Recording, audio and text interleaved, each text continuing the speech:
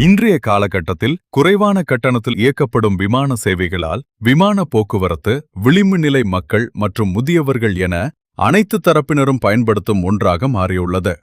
சென்னை, திருச்சி, மதுரை, சேலம் போன்ற விமான நிலையங்களிலிருந்து தினசரி ஆயிரக்கணக்கான தமிழர்கள் டெல்லி, மும்பை உள்ளிட்ட பல்வேறு பகுதிகளுக்கு பயணிக்கின்றனர்.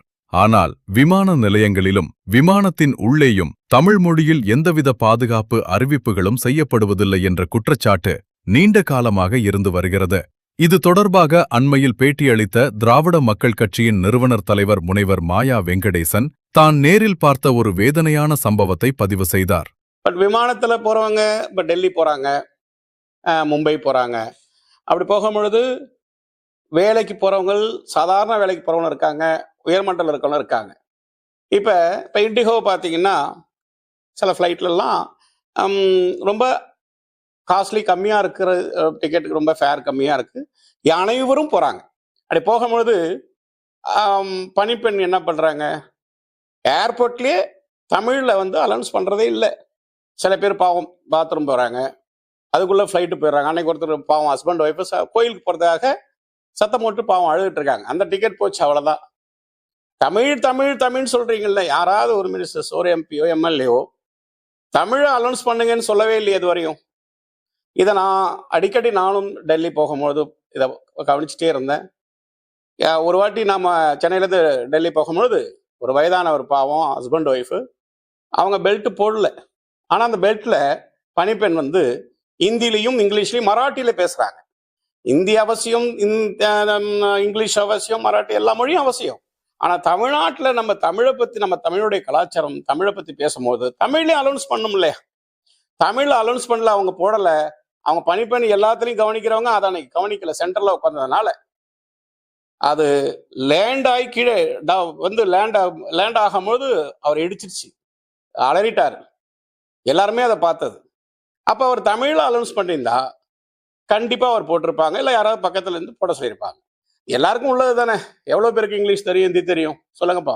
மொழியே புரியாமல் பல எளிய மக்கள் விமானங்களை தவறவிடுவதும் உள்ளே அவதியுறுவதும் தொடர்கதையாகி வருகிறது. தமிழ்நாட்டில் தமிழுக்கே இந்த நிலையா என அவர் தனது பேட்டியில் ஆவேசமாக கேள்வி எழுப்பியிருந்தார். இப்பிரச்சினைக்கு உடனடியாக தீர்வு காணும் வகையில் திராவிட மக்கள் கட்சியின் நிறுவனர் தலைவர் முனைவர் மாயா வெங்கடேசன் தரப்பில் இந்திய விமான நிலையங்கள் ஆணையத்திற்கு விரிவான கோரிக்கை மனு அளிக்கப்பட்டது. தமிழக விமானங்களில் அனைத்து பாதுகாப்பு மற்றும் பயண அறிவிப்புகளும் தமிழில் இடம்பெற வேண்டும் என்பன உள்ளிட்ட கோரிக்கைகள் முன்வைக்கப்பட்டது. இந்த மனுவை தீவிரமாக பரிசீலித்த இந்திய விமான நிலையங்கள் ஆணையம் பயணிகளின் வசதியை கருத்தில் கொண்டு உரிய நடவடிக்கை எடுக்குமாறு சென்னை உள்ளிட்ட தமிழ்நாட்டின் பிற விமான நிலையத்திலிருந்து இயக்கப்படும் அனைத்து தனியார் விமான நிறுவனங்களுக்கும் இதனை பரிந்துரை செய்வதாக அதிகாரப்பூர்வ பதில் கடிதத்தை அனுப்பியுள்ளது. திராவிட மக்கள் கட்சி சார்பாக நான் இது ரொம்ப நிறைய போராட்டங்கள், நிறைய ஆர்ப்பாட்டங்கள் செஞ்சு நான் மக்களுக்கு பெற்றுக் கொடுத்துருக்கோம். இது நல்ல மக்களுக்காக உள்ள விஷயம், அனைவருக்கும் உள்ள விஷயம்.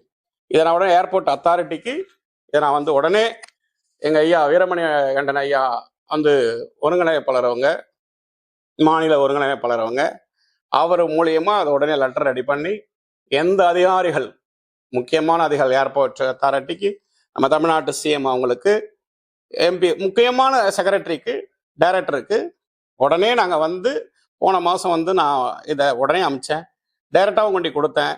இது அருமையான விஷயம், நல்ல விஷயம்னு சொல்லிட்டு இதை உடனே எனக்காக செஞ்சு தரேன்னு சொல்லி அப்ரிஷியேட் பண்ணி பாராட்டி எல்லாத்தையும் நாங்கள் கடைப்பிடிக்கிறோம், கண்டிப்பாக நாங்கள் சொல்ல ஆரம்பிச்சிட்டோம், கண்டிப்பாக சரின்னு சொல்லி பண்ணாங்க. தாய்மொழி உரிமைக்காகவும் விமானங்களில் பயணிக்கும் எளிய தமிழ் மக்களின் பாதுகாப்புக்காகவும் திராவிட மக்கள் கட்சி முன்னெடுத்த இந்த ஆக்கப்பூர்வமான முயற்சி பொதுமக்களிடையே பெரும் வரவேற்பை பெற்றுள்ளது.